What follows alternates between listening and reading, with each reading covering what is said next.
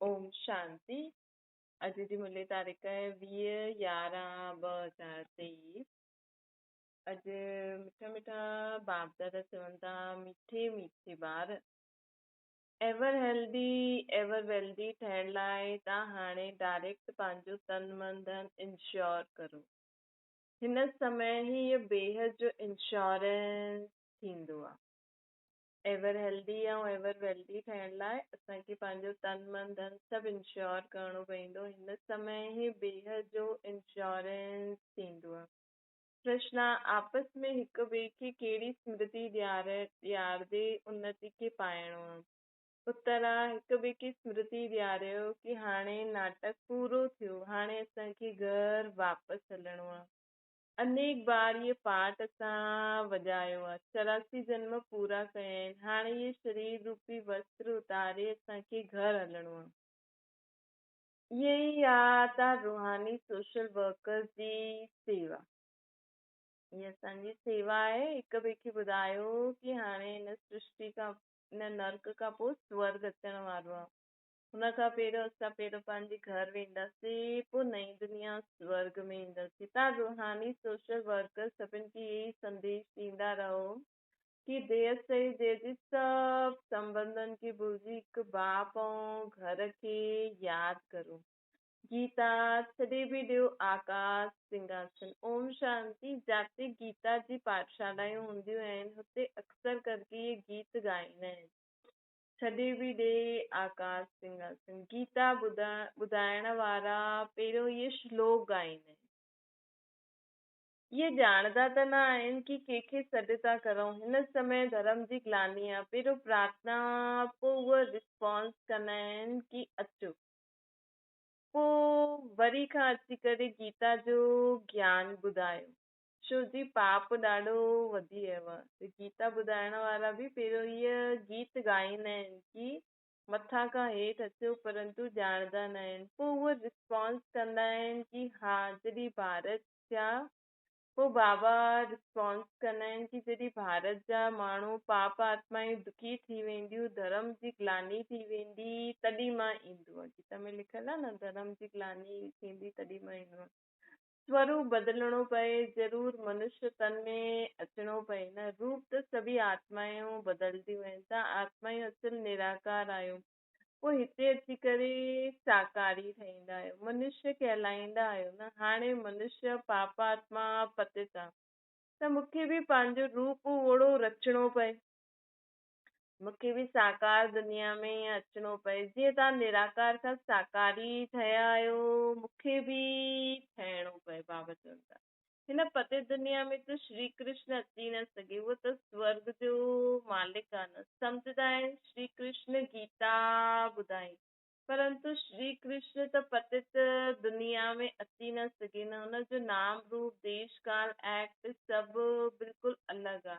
इहे बाप बतलाईंदा आहिनि। श्री कृष्ण खे त पंहिंजे माता पिता आहिनि न, हुननि जे मां जे गर्भ सां पंहिंजो रूप रचयईं।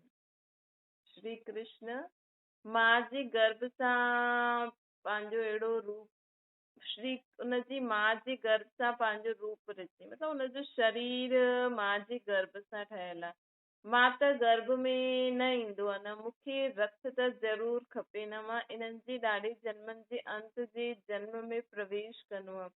पहिरियों नंबर त श्री कृष्ण, इन्हनि जे ॾाढे जन्म जे अंत जो जन्म थियो 84वो जन्म, त मां हिन में ई ईंदो आहे। इहे पंहिंजे जन्मनि खे न ॼाणदा आहिनि। श्री कृष्ण त ईअं न चईंदा आहिनि कि मां पंहिंजे जन्मनि खे न ॼाणदो आहियां,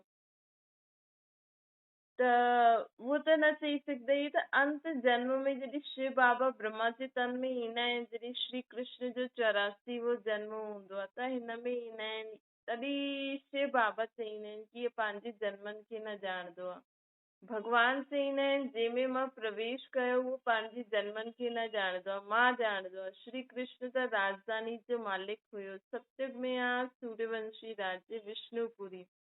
विष्णु चइबो आहे लक्ष्मी नारायण जी। किथे बि भाषण थींदो आहे त ही रिकॉर्ड काफ़ी आहे कि छॾे ॾियो आकाश सिंहासन। छो जी इहे त भारतवासी ख़ुदि ॻाईंदा आहिनि, जॾहिं धर्म प्राय लोप थी वञे तॾहिं त पोइ वरी करे अची गीता ज्ञान ॿुधायां। छो जी गीता ज्ञान सर्व धर्म शास्त्रनि जी माई बाप आहे न। त गीता ज्ञान सां जेको धर्म स्थापन थियो हुन सां ई सभु बिरादरियूं निकितियूं आहिनि, उहो ई धर्म वरी खां स्थापना करणो आहे। हुन धर्म जो कोई मनुष्य ई न आहे त पोइ गीता ज्ञान काथां निकितो। बाप सम्झाईंदा आहिनि सत्य त्रेता में त कोई शास्त्र हूंदो न आहे, इहे सभु भक्ति मार्ग जी सामग्री आहे, इन्हनि द्वारा मूंसां कोई मिली न सघंदो आहे। मूंखे त अचिणो पवंदो आहे, अची करे सभिनि खे सदगति ॾींदो आहे, वाया गति सभिनि खे वापसि वञिणो पवंदो आहे। गति में वञी करे पोइ स्वर्ग में अचिणो आहे, मुक्ति में वञी करे पोइ जीवन मुक्ति में अचिणो आहे न। बाप चईंदा आहिनि हिकु सेकेंड में जीवन मुक्ति मिली सघंदी आहे। पहिरियों मुक्ति धाम वेंदासीं, पोइ जीवन मुक्ति धाम वेंदासीं। बाप चईंदा आहिनि हिकु सेकेंड में जीवन मुक्ति मिली सघंदी आहे।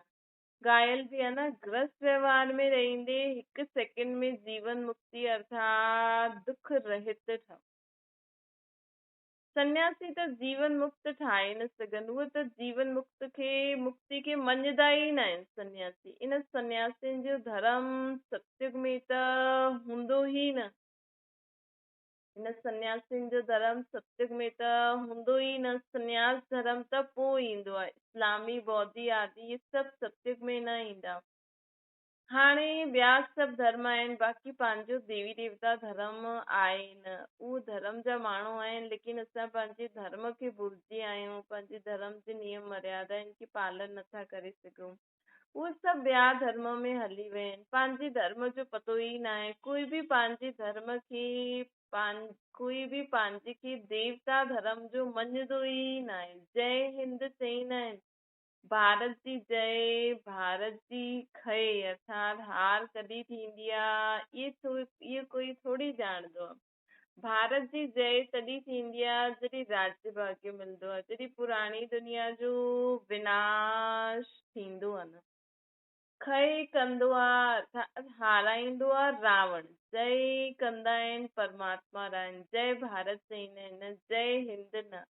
अक्षर बदिली छॾियो अथनि, गीता जे अक्षर सुठा सुठा आहिनि। ऊच ते ऊच भॻवान चईंदा आहिनि मुंहिंजो कोई माता पिता न आहे, मूंखे पंहिंजो रूप आपे ई ठाहिणो पवंदो आहे, मां हिन में प्रवेश कंदो आहे। ब्रह्मा बाबा में शिव बाबा चई न, कृष्ण जो जन्म त कृष्ण जो शरीर त मां जे गर्भ सां ठहींदो आहे, लेकिन बाबा चईंदा आहिनि मूंखे पंहिंजो रूप आपे ई ठाहिणो पवंदो आहे, मां हिन में प्रवेश कंदो आहे। श्री कृष्ण खे माता जे जन्म, श्री कृष्ण खे त माता जन्म ॾिनई, मां त क्रिएटर आहियां न। ड्रामा अनुसार ये भक्ति मार्ग जे लाइ सभु शास्त्र आदि ठहियल आहिनि। ये गीता भागवत आदि सभु देवता धर्म ते ही ठहिया आहिनि न। जबकि बाप देवी देवता धर्म जी स्थापना कई, वो पास्ट थी वियो, पोइ फ्यूचर थींदो आहे। आदि मध्य अंत खे पास्ट प्रेजेंट फ्यूचर चइबो आहे न। हिन में आदि थी वियो पास्ट, मध्य थी वियो प्रेजेंट, अंत आहे असांजो फ्यूचर। त आदि मध्य अंत अर्थात पास्ट प्रेजेंट ऐं फ्यूचर। हाणे असां छा आहियूं, पोइ अॻियां छा। हिन में आदि मध्य अंत जो अर्थ अलॻि आहे, जो पास्ट थी वियो उहो ई प्रेजेंट थींदो आहे न। जो पास्ट जी कहानी ॿुधाईंदा आहिनि उहो पोइ असांजो फ्यूचर में रिपीट थींदो। मतिलबु हीअ ॾाढी गहरी ॻाल्हि आहे कि जेको थी वियो पास्ट में थी वियो, मतिलबु 5000 साल पहिरियों बि जो थियो हुयो उहो अॼु वरी थो थिए, ऐं 5000 साल पहिरियों असां सत्युग में हुयासीं, उहो असांजो फ्यूचर बि हूंदो। मनुष्य हिन ॻाल्हियुनि खे न ॼाणंदा आहिनि। जो पास्ट थींदो आहे हुनजी कहानी बाबा प्रेजेंट में ॿुधाईंदा आहिनि।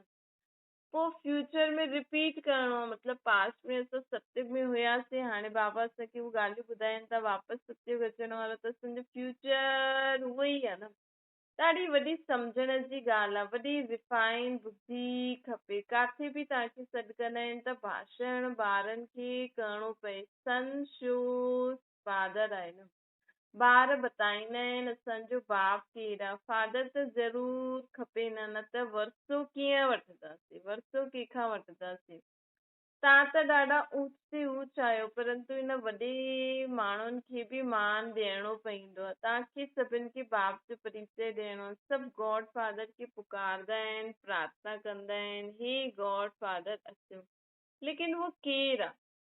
तव्हांखे शिव बाबा जी बि महिमा करणी आहे, श्री कृष्ण जी बि महिमा करणी आहे, भारत जी बि महिमा करणी आहे। भारत शिवालय हेवन हुयो, 5000 वर्ष पहिरियों देवी देवताउनि जो राज्य हुयो न, उहो कंहिं स्थापना कई?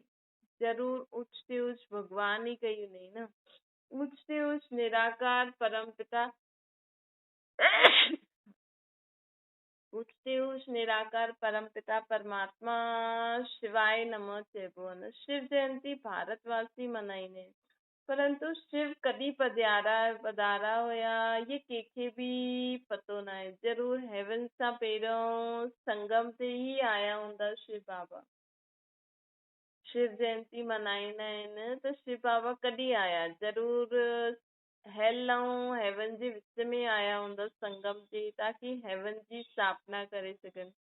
कल्प जे संगम युगे युगे ईंदा आहिनि, हर हिकु युगे में न ईंदा आहिनि। अगरि हर हिकु युगे चओ त बि 4 अवतार थी वञनि। उन्हनि ते केतिरा अवतार ॾेखारिया अथनि। उच ते उच हिकु बाप आहे जो आहे ही हेवन जो रचयिता। भारत ही हेवन हुयो, वाइसलेस हुयो। पोइ तव्हां इहो प्रश्न उठाए न सघंदा आहियो कि ॿार कीअं पैदा थींदा, उहो त जो रस्म रिवाज हूंदी उहा हलंदी, तव्हां छो फिकर कंदा आहियो? जॾहिं असां देवी देवताउनि जी महिमा ॻाईंदा आहियूं त संपूर्ण निर्विकारी आहियो, डबल अहिंसक आहियो, त ज़रूर हुननि जा ॿार बि विकार जे बिना ई पैदा थिया हूंदा न। पहिरियों तव्हां बाप खे त ॼाणो, हुते आत्मा जो ज्ञान रहंदो आहे। असां आत्मा हिकु शरीर छॾे ॿियो वठंदा आहियूं, हिन में रोइण जी ॻाल्हि न आहे। कॾहिं अकाले मृत्यु न थींदी, ख़ुशी सां आत्मा शरीर छॾंदी आहे। त बाप सम्झाईंदा आहिनि मां कीअं रूप बदिली करे ईंदो आहे। श्री कृष्ण जे लाइ न चईंदा आहिनि, हू त गर्भ सां जन्म वठंदो आहे। ब्रह्मा विष्णु शंकर आहे सूक्ष्म वतन वासी, प्रजापिता त ज़रूर हिते खपे न। असां उन्हनि जी संतान आहियूं न। उहो निराकार बाप अविनाशी आहे, असां आत्मायूं बि अविनाशी आहियूं। परंतु असांजो पुनर्जन्म में असांखे अचिणो पवंदो आहे। इहे ड्रामा ठहियल आहे न, बाबा चवनि था इहे ड्रामो ठहियल आहे। चईंदा आहिनि न वरी खां अची करे गीता जो ज्ञान ॿुधाए त ज़रूर सभु चक्र में ईंदा जो थी करे विया आहिनि, त ज़रूर सभु चक्र में ईंदा जो थी करे विया आहिनि। बाप ई अची करे विया पोइ आया आहिनि। त बाबा जे लाइ चईंदा आहिनि वरी खां अची करे गीता ज्ञान ॿुधायो। त बाबा बि वरी खां ईंदा आहिनि त असां बि चक्कर में ईंदा ई आहियूं न। वरी वरी चईंदा आहिनि वरी खां अची करे गीता ज्ञान ॿुधायो, ॿुधाईंदा आहिनि पतित सॾु कंदा आहिनि पतित पावन अचो। त ज़रूर पतित दुनिया आहे ऐं बाबा खड़ी हर कल्प में हर कल्प जे संगम युगे वरी खां ईंदा आहिनि, त मतिलबु ही चक्कर फिरंदो ई रहंदो आहे। वरी खां बाबा शब्द चवंदा त मतिलबु कि हिन सां पक्को मञो, मतिलबु जो थी वियो वरी थींदो, जो थिए थो वरी थींदो, जो थियण वारो आहे वरी वरी थियण वारो। मतलब हर 5000 साल में ये रिपीट थींदो ई आहे। पतित पावन अचो त ज़रूर पतित दुनिया आहे। सभु पतित आहिनि तॾहिं त पाप धोइण लाइ गंगा सनानु कंदा आहिनि न। स्वर्ग में ये भारत ई हुयो। भारत आहे ऊच ते ऊच अविनाशी खंड, सभिनि जो तीर्थ स्थान। सभु पतित आहिनि तॾहिं त पाप धोइण लाइ गंगा सनानु कंदा आहिनि। स्वर्ग में ये भारत हुयो। भारत आहे ऊच ते ऊच अविनाशी खंड, सभिनि जो तीर्थ स्थान आहे न। सभु मनुष्य मात्र पतित आहिनि। सभिनि खे जीवन मुक्ति ॾियण वारो बाप ई आहे। ज़रूर जो एतिरी वॾी सर्विस कंदा, हुननि जी महिमा त ॻाइणी खपे न। शिव बाबा केॾी वॾी सर्विस कंदा आहिनि, पूरे विश्व खे भारत ख़ासि भारत आम पूरी दुनिया खे स्वर्ग ठाहे छॾींदा आहिनि। अविनाशी बाप जो बर्थ प्लेस भारत आहे। उहो ई सभिनि खे पावन ठाहिण वारो आहे। बाप पंहिंजी बर्थ प्लेस खे छॾी काॾे न वञी सघंदा आहिनि। त बाप ई सम्झाईंदा आहिनि मां कीअं रूप रचंदो आहे।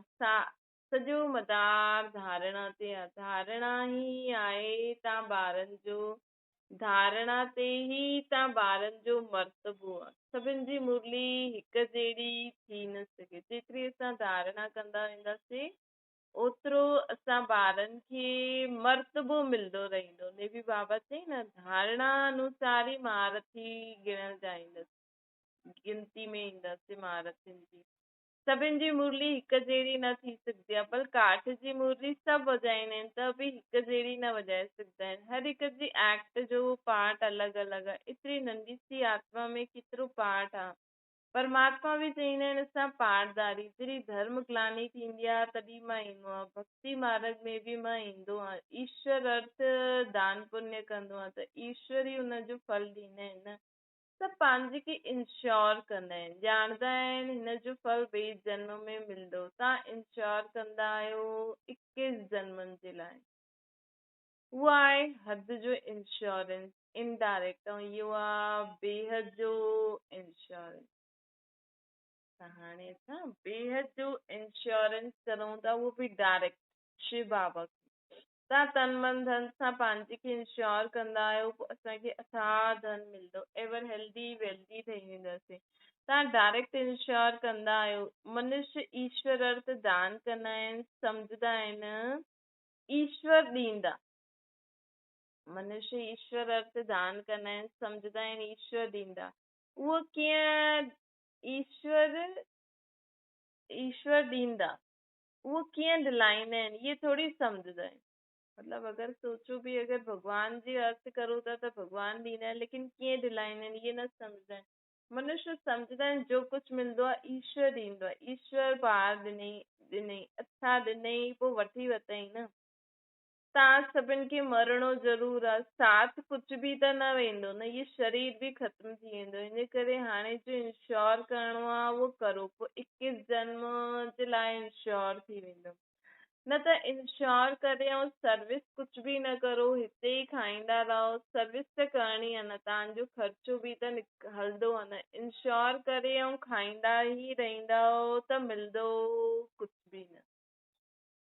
अगरि असां बाबा जे घर में इंश्योर बि था करूं, खाऊं पीऊं बि था, हेॾा मौज बि था मनायूं, त मिलंदो कुझु बि न। मिले तॾहिं जॾहिं सर्विस करो त ऊच पद बि पाए सघो। जेतिरो जो जास्ती सर्विस कंदो ओतिरी जास्ती मिलंदो आहे न।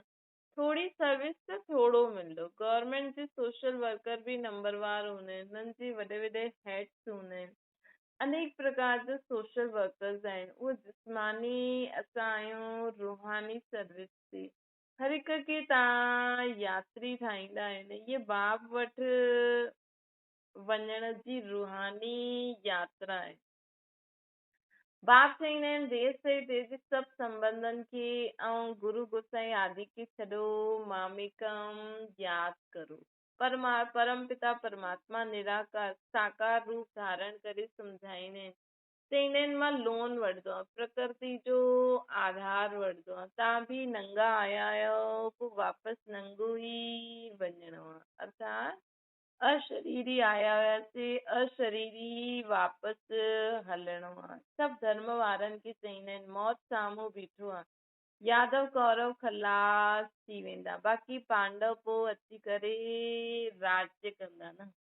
ये गीता एपिसोड कौरव पांडव हाणे सभु कौरव यादव सभु खलास थी वेंदा, बाक़ी असांजो पांडव आहियूं उहो ई सत्युग में अची करे राज्य कंदासीं। गीता एपिसोड रिपीट थो थिए। पुराणी दुनिया जो विनाश थियणो आहे। 84 जन्म वठंदे ई हाणे ओल्ड थी वियो आहे। ये दुनिया हाणे ओल्ड थी वई आहे। 84 जन्म पूरा थिया, नाटक पूरो थियो।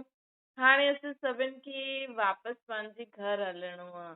बाबा चवनि था अनेक बार ये पाठ वॼायो आहे 84 जन्मनि जो। ये नाटक अनादि ठहियल आहे न। जो जंहिं धर्म वारो हूंदो हुनखे पंहिंजे सेक्शन में वञिणो आहे। जो देवी देवता धर्म प्रायलोक थी वियो आहे हुनजे लाइ सैम्पलिंग थो लॻे। जो फूल हूंदा उहो अची वेंदा। सुठा सुठा फूल ईंदा आहिनि, पोइ माया जो तूफ़ान लॻण सां किरी पईंदा आहिनि, पोइ ज्ञान जी संजीवनी बूटी मिलण सां उथी वेंदा आहिनि। सुठा सुठा फूल ईंदा आहिनि, पोइ माया जो तूफ़ान लॻण सां किरी पवंदा आहिनि, पोइ जॾहिं ज्ञान जी बूटी मिलंदी आहे त उथी वेंदा आहिनि। बाप चईंदा आहिनि तव्हां शास्त्र पढ़ंदा आहियो, बरोबरि हिननि जी गुरू आदि बि हुया ब्रह्मा बाबा जा। बाप चईंदा आहिनि गुरूअ सहित सभिनि जी सदगति करण वारो मां हिकु ई आहियां। हिकु सेकंड में मुक्ति, जीवन मुक्ति। राजा रानी की प्रवृत्ति महाराज थी हो न, राजा रानी जो जॾहिं लक्ष्मी नारायण आ, महाराजा महारानी आ त प्रवृत्ति मार्ग थी हो न, लेकिन वाइसलेस प्रवृत्ति मार्ग हुयो, संपूर्ण निर्विकारी। हाणे आ संपूर्ण विश्व। हुते रावण जो राज्य हूंदो न आहे, रावण जो राज्य अधु कल्प सां शुरू थींदो आहे। भारतवासी ही रावण सां हार खाईंदा आहिनि, बाक़ी ॿिया सभु धर्म वारा पंहिंजे पंहिंजे समय ते सतो रजो तमो सां पास थींदा आहिनि। बाक़ी ॿिया सभु धर्म वारा पंहिंजे पंहिंजे समय ते सतो रजो तमो में पास थींदा आहिनि। बाबा चवंदा पहिरियों सुख बि पोइ दुख में ईंदा आहिनि। रावण जो राज्य अधु कल्प खां पोइ शुरू थींदो आहे। भारतवासी ही रावण खां हार खाईंदा आहिनि पहिरियों पोइ ॿिया धर्म धीरे धीरे पंहिंजे तमो प्रधान स्थिति ते ईंदा आहिनि। पहिरियों सुख पोइ दुख में ईंदा आहिनि। मुक्ति खां पोइ जीवन मुक्ति आहे ही। हिन समय सभु तमो प्रधान जर्जरीभूत आहिनि। हर आत्मा हिकु शरीर छॾे ॿियो नयो शरीर अवश्य वठंदी आहे। बाप चईंदा आहिनि मां जनम मरण में न ईंदो आहे, मुंहिंजो कोई बाप न थी सघंदो आहे। मां जनम मरण में न ईंदो आहे, मुंहिंजो कोई बाप न थी सघंदो आहे। बाबा घड़ी घड़ी चवंदा कि मां गर्भ में न ईंदो आहे, मुंहिंजो कोई माउ बाप न आहे, ॿिया सभिनि जा बाप आहिनि। श्री कृष्ण जो बि जन्म मां जे गर्भ सां थींदो आहे न, उहो ई ब्रह्मा जॾहिं राज्य वठंदो तॾहिं गर्भ खां जन्म वठंदो। उहो ई ब्रह्मा जॾहिं राज्य वठंदा त गर्भ सां जन्म वठंदा न, जॾहिं श्री कृष्ण ठही वेंदा। इन्हनि खे ई ओल्ड खां न्यू ठहिणो, इन्हनि खे ई ओल्ड खां पोइ न्यू बि ठहिणो आहे। 84 जन्मनि जो ओल्ड आहे ब्रह्मा बाबा, असां बि त आहियूं न। मुश्किल कोई यथार्थ कंहिंजी यथार्थ बुद्धि में वेंदो कि 84 जन्म आत्मा वठी त आत्मा जी सभु शक्तियूं ख़तम थी वई, त वैसे बि नई खां पुराणी थी वई आहे। ऐं इहे पंज तत्वनि जो शरीर बि त हाणे तत्व बि त तमो प्रधान आहिनि, त तत्वनि सां जो शरीर मिलियो आहे उहो बि ओल्ड ई आहे। इहे ॻाल्हि असांखे सम्झणी आहे। बाबा चवंदा इहे ॻाल्हि मुश्किल कोई की यथार्थ बुद्धि में वेंदी आहे ऐं नशो चढ़ंदो आहे। बाबा चईंदा आहिनि तत्वम चईंदा आहिनि न, त बाबा बि ओल्ड खां न्यू ठहनि था, असां बि ओल्ड खां न्यू था ठहनि। ये कस्तूरी नॉलेज आहे खुशबूदार। बाबा चवंदा ये कस्तूरी नॉलेज आहे खुशबूदार। अच्छा मीठी मीठी सिकी लॻे ॿारनि प्रति माता पिता बाप दादा जो यादि प्यार ऐं गुड मॉर्निंग। रूहानी बाप जी सभिनि रूहानी ॿारनि खे नमस्ते। असांजी बि रूहानी माता पिता बाप दादा खे यादि प्यार गुड मॉर्निंग ऐं नमस्ते। धारणा जे लाइ मुख्य सार रूहानी सोशल वर्कर ठही सभिनि खे रूहानी यात्रा सिखलाइणी आहे। पंहिंजे देवी देवता धर्म जी सैम्पलिंग लॻाइणी आहे। ॿियो आहे पंहिंजी रिफाइंड बुद्धि सां बाप जो शो करणो, पंहिंजी रिफाइंड बुद्धि सां बाप जो शो करणो आहे। पहिरियों स्वयं में धारण करे पोइ ॿियनि खे ॿुधाइणो आहे। वरदान वाचा सां गॾु गॾु मनसा द्वारा शक्तिशाली सेवा करण वारा सहज सफलता मुहूर्त ठहूं। जीअं वाचा जी सेवा में सदा बिज़ी रहण जा अनुभवी आहे, ईअं ई हर समय वाणी सां गॾु मनसा सेवा स्वतः थियणी खपे। मनसा सेवा अर्थात हर समय हर आत्मा जे प्रति स्वतः शुभ भावना शुभकामना जा शुभ वाइब्रेशन पंहिंजे खे ऐं ॿियनि खे अनुभव थियनि। सभी आत्माउनि जो भलो थिए, सभी आत्माउनि जो कल्याण थिए। मन सां हर समय सर्व आत्माउनि जे प्रति दुआयूं ई निकिरंदी रहनि। केॾो सुठो असांजो मन थी वेंदो न, त मन सां सेवा करण सां वाणी जी एनर्जी जमा थी वेंदी आहे ऐं मनसा जी शक्तिशाली सेवा सहज ई सफलता मूर्त ठाहे ॾींदी आहे। स्लोगन आहे पंहिंजी हर चलन सां बाप जो नाम बालो करण वारा ई सच्चा सच्चा खुदाई खिदमतगार आहिनि। त बाबा जी खुदाई खिदमतगार, बाबा जा मददगार केरु आहिनि? सच्चा सच्चा, जो पंहिंजी हर चलन सां बाप जो नाम बालो करे, उन्हनि जे संकल्प बोल कर्म द्वारा माण्हू ॾाढा प्रसन्न थी वञनि, उन्हनि खे ॾाढो सुकून मिले, तॾहिं असां बाप जो नाम बालो करे सघंदासीं। अच्छा, ओम शांति। बाबा खे यादि करो।